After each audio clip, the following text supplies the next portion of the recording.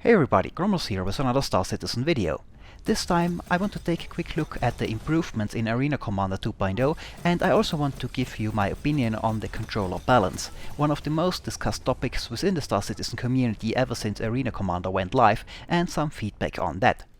Now, my last two videos I showed off the new universe map and multi-crew ships in 2.0 and 2.1. Lots of cool stuff in there, but still early and with some technical difficulties, especially when you play with friends. Getting and staying in the same game can be quite of a challenge. And multi-crew stuff is what I plan on focusing on whenever possible when I do persistent universe content in the future, since the way you can crew ships with multiple persons is one of the things that I'm most excited about when it comes to Star Citizen. The new PDU 2.1D test patch brought a lot of improvements, but it will be at least till next week for 2.1 to make it to the live server, and I hope it will be easier to get some good multi-crew content then.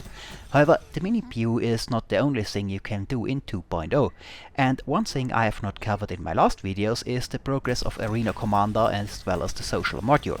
Now, admittedly, there is not much in the sense of new content here, as the focus was on the mini PU. However, on the technical side of things, I see a lot of improvement over previous versions, like 1.3. In 1.3 I had a lot of performance problems when I tried to do multiplayer in Arena Commander, especially when the games were full.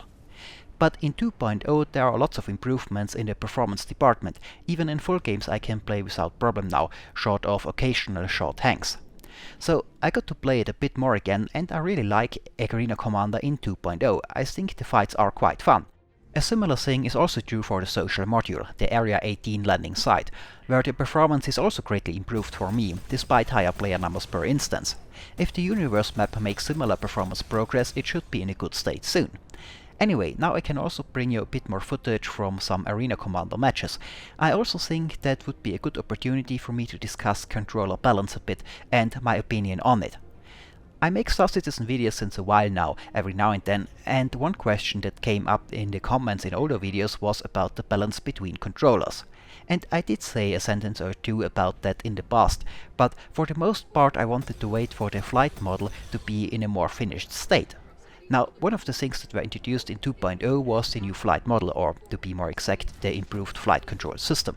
And I'm quite happy with it. Of course, there's always room for slight improvements and balancing adjustments here and there, but for the most part I think this IFCS 2.0 is pretty close to what we will be seeing in the final product, and I like the way the ships fly now. Especially for joysticks, the controls are improved and make aiming easier than it was in some of the earlier versions of the game, which I think is good, as before you needed quite a bit of experience with the joystick to aim well in Star Citizen, which of course was a deterrent for players that did not have much experience with one. Now, don't get me wrong, it's not complete easy mode by any means, and someone new to joystick controls will still have to get used to it, as one would expect, but I would say it is no longer harder than it needs to be, as in some of the earlier versions it was harder to get your paper on target in Star Citizen than it was in many flight sims I have played. Now, the game needs skill and has a good learning curve, I would say. It's not frustrating for someone new to it, but there's still lots that an advanced player can do to improve. So, those improvements and that I think that the flight model is now close to the final thing is one reason that I do this video now. The second reason is that I've seen some people recently voice concerns that while they would like to fly with a stick or HOTAS for immersion, they feel that might put them at a disadvantage. For example, Sidestrafe mentioned something along those lines in one of his recent Star Citizen videos. So I figured I'd make a bit of a controller balance video from a joystick player's perspective about my opinion of the balance and some feedback on what needs to be taken into account in order to achieve it. Now, I know that this is a topic in which many are very invested, so let me say right away, don't worry, I don't plan on telling you how your control method should look like, or that it should be any different than it is now, especially the mouse control modes. I play with a joystick, and while I have tried mouse modes to test them, that is not what I usually use. So discussing if the mouse controls are fine the way they are, or should be different, is in my opinion for those that primarily use them, not for me if I don't. Nor do I think that's necessary at this point, as I think the game can be balanced with the controls as they are now. I would be of a different opinion if I would think that one input device has an inherent advantage over all others in Star Citizen, but I don't think that is the case at this point. Well, since not everybody is following Star Citizen too closely, let me give you a bit of an overview of this topic. One of the things CIG promised for Star Citizen basically right from the start is that the game will be what they call controller agnostic, meaning you can choose a controller method of your choosing, mouse, joystick or HOTAS, and use it without having an inherent advantage or disadvantage because of it.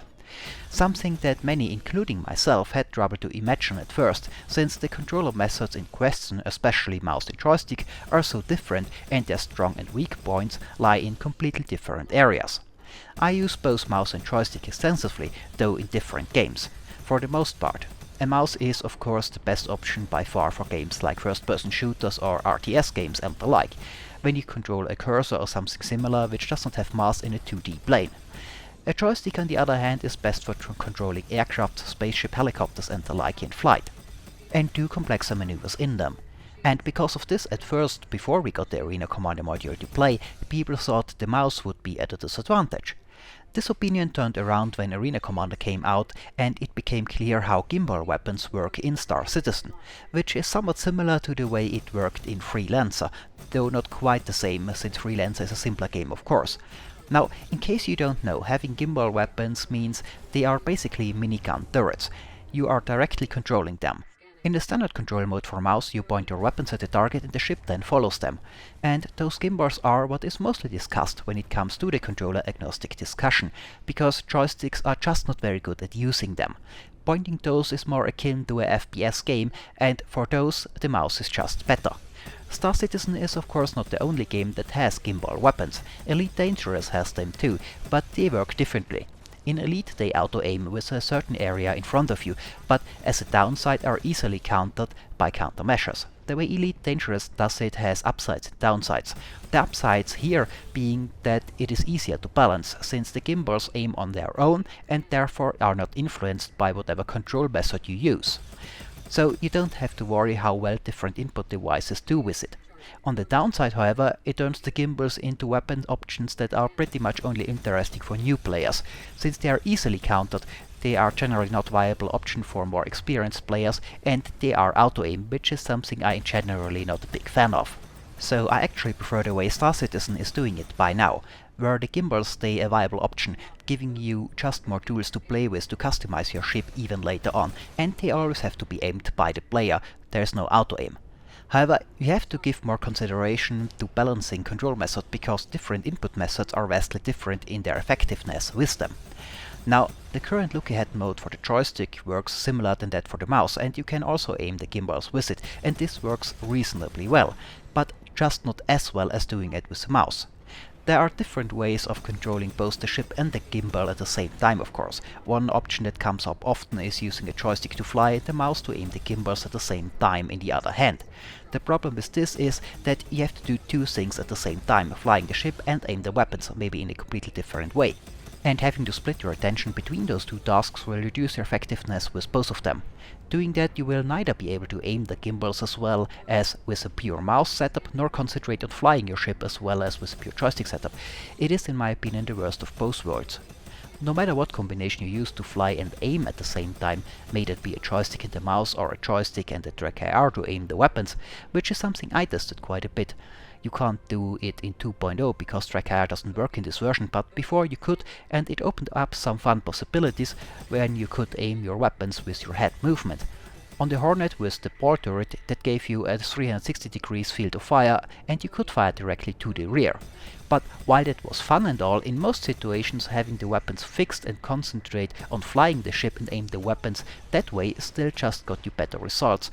For the same reason, you're simply better off if you concentrate on one task than having to do the flying and aiming at the same time. The same goes for the trackball on the announced Star Citizen joysticks as well. Now, don't get me wrong, I think those trackballs are a really great idea and might have many uses, not just in Star Citizen, but other games as well. For example, to use it to navigate menus, press buttons and switches in the cockpit and the like, and in a pinch also to use gimbal weapons with it. Which can work okay, but the same principles apply here. You won't be as good if you have to do two different things at once. No, for joystick control the best option in fighter vs fighter combat are fixed weapons in my opinion and experience. You get the best results when you just point your nose at the target rather than trying to maneuver and aim with something else at the same time. If you fly alone, that is. The joystick look-ahead mode simulates the mouse mode to an extent, but just isn't as good at it. So I either have weapons that are fixed to begin with or locked to the front until I need the gimbals, and this is also where the balance comes in, by balancing fixed versus gimbal weapons, and that is how it is currently done, and I explain that shortly. Now, I know that there are some that dislike the fact that you have a different focus when it comes to the gimbals, depending on if you use a joystick or a mouse. But first of all, that is not something that bothers me a whole lot to begin with, and also the simple fact remains that joysticks and the mouse are very different input devices with very different strong and weak points. So if you want true controller agnostic, I think it is necessary to be able to optimize your ship to take advantage of the strong points of your chosen input device. And let's face it, whether you like the idea of Star Citizen being controller agnostic or not, it is here to stay. Also, that you most likely will focus on either fixed or gimbaled weapons does not mean you won't use the other option at all. There are still viable options for all kind of combinations. For example, maybe you're a pilot that likes to dogfight with gimbal weapons. You can still have, say, the turrets in the Hornets as gimbal weapons for fighter versus fighter combat, and use the heavier fixed weapons on the wings versus larger targets that are easier to hit, and then use them as needed. The other way around, while I fly mostly with fixed weapons, I usually have a few turret ones as well, for example the ball turret on the Hornet or the Gatling gun in the Gladius nose. And while I will have them locked forward in a dogfight to use them together with my fixed weapons, I still found it to be useful to have a turret to uncage and use in the 2.0 universe map on occasions. For example, when I give someone cover as they land on the landing pad, I found it useful to uncage the turret gun and use that while hovering above to provide cover against ambushes.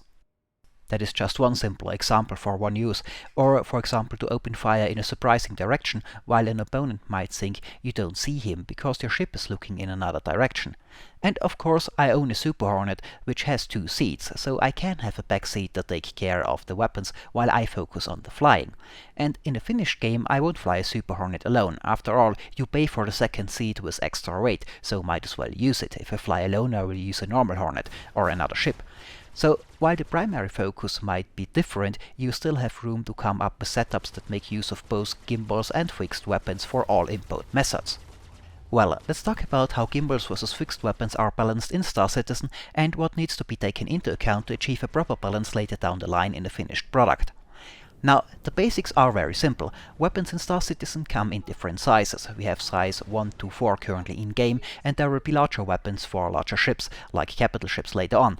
And a weapon hardpoint can fit a certain maximum size. For example, the Hornet has size 3 wing weapon mounts. The biggest gun you can fit is a size 3, but if you just fit a weapon into that slot, it will be a fixed forward-firing weapon. If you want the weapon to be gimbaled, like a turret, you have to fit a gimbal mount and fit the weapon on that, but the gimbal mount decreases the maximum weapon size you can fit there by 1. So on the Hornet's wings you can fit a size 3 weapon if it is fixed, and a size 2 weapon maximum if it is gimbaled. For some hardpoints there are extra options available. For example, the Hornet has a size 3 nose mount, which can fit a size 3 fixed weapon, a gimbaled size 2 weapon, or in case of this nose mount, there's also a twin turret available that can fit 2 size 1 weapons. So with gimbals you have a larger field of fire and you don't have to point the nose of your ship directly at the target, but your potential maximum firepower is lower since you can't fit quite as large guns. And this way you can achieve balance between fixed and gimbal setups. Though in order to do so the weapons need to be properly balanced with this in mind.